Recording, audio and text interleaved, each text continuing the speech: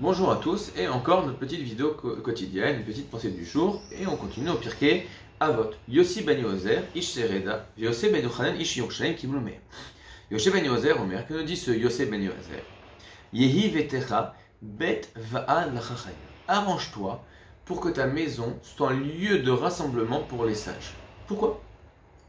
Parce qu'il y a une chose qu'il faut savoir et qui est essentielle. Au fond, une personne ne peut pas être tout le temps en train de réfléchir sur chaque chose. Mais attends, est-ce que je m'habille comme ça ou est-ce que je m'habille comme ça? Est-ce que je parle comme ceci ou je parle comme cela?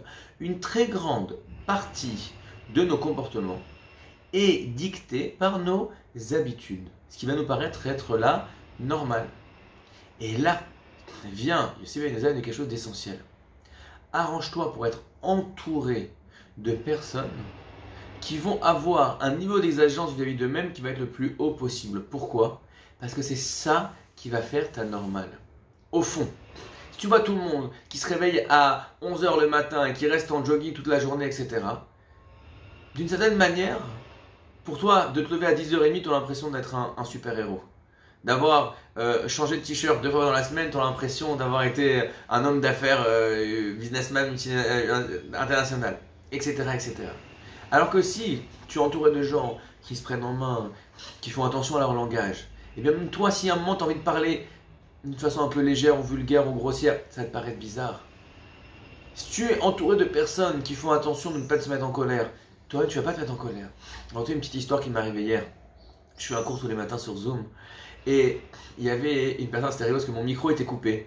D'accord? Il y a le micro d'une des participants qui n'était pas coupé.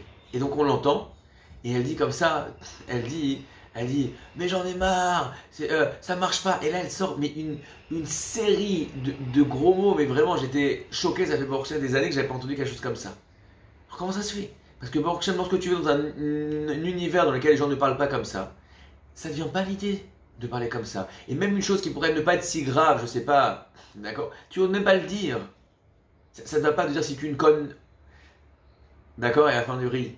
D'accord? C'est bizarre, t'arrives pas à dire ça. Peut-être dans certains milieux, ça se dit. Mais si tu es entouré de gens qui ne parlent pas comme ça, eh bien toi-même, ça va t'écorcher la langue de parler comme ça. Et donc tu vas élever ton langage. Tu vas élever ton regard sur les autres. Tu vas élever ton regard sur les choses. Tu vas élever l'exigence que tu as vis-à-vis de toi-même, etc., etc., etc. Donc, la première chose, chez Betecha Bedva'ad la Chachamim, arrange-toi pour que tes enfants voient autour d'eux des gens qui sont des exemples pour eux, des gens qui leur donnent envie, des gens qui disent la normalité chez nous, c'est de ne pas se moquer des autres. La normalité chez nous, c'est de bien se juger, c'est de bien parler. La normalité chez nous, c'est de réfléchir, c'est de travailler, c'est de donner de l'énergie, etc., etc., etc. Donc au fond, parfois on va mettre beaucoup d'énergie pour arriver à faire quelque chose, mais ça vient du fait qu'on s'est donné une mauvaise habitude et une mauvaise référence. Donc à nous, en amont, de travailler sur nos références, travailler sur notre environnement, pour qu'après, tout nous paraisse beaucoup plus simple. Je vous souhaite une excellente journée à tous, pardon pour le gros mot, et on se retrouve demain.